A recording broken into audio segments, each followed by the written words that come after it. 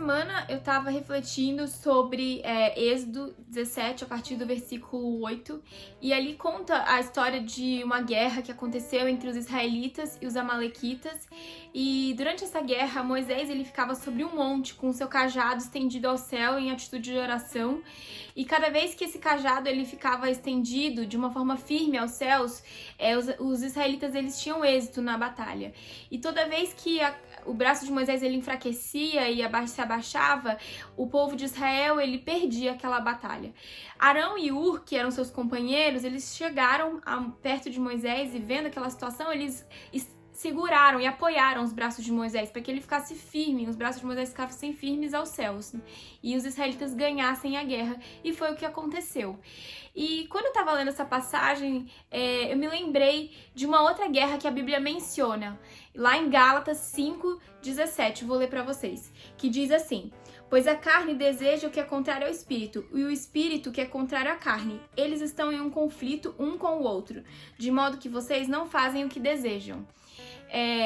Então, o que acontece? Da mesma forma que estava acontecendo uma guerra ali entre os israelitas e os amalequitas, existe uma guerra na nossa vida, dentro de nós, que é o que a Bíblia fala, que existe uma guerra entre o espírito e a carne, né? E cada vez que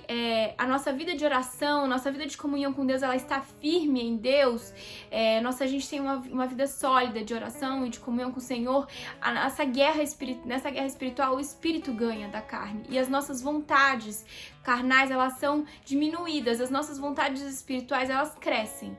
né? E dessa mesma forma que acontecia com Moisés, a gente também precisa de irmãos, de companheiros, de pessoas que nos sustentem na nossa vida de oração, na nossa vida devocional, na nossa comunhão com Deus.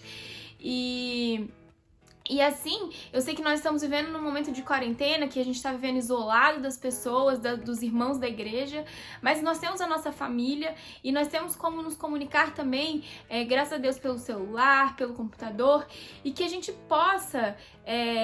ter essa atitude de Arão e de Hur, de ligar para um irmão, de fazer uma oração, de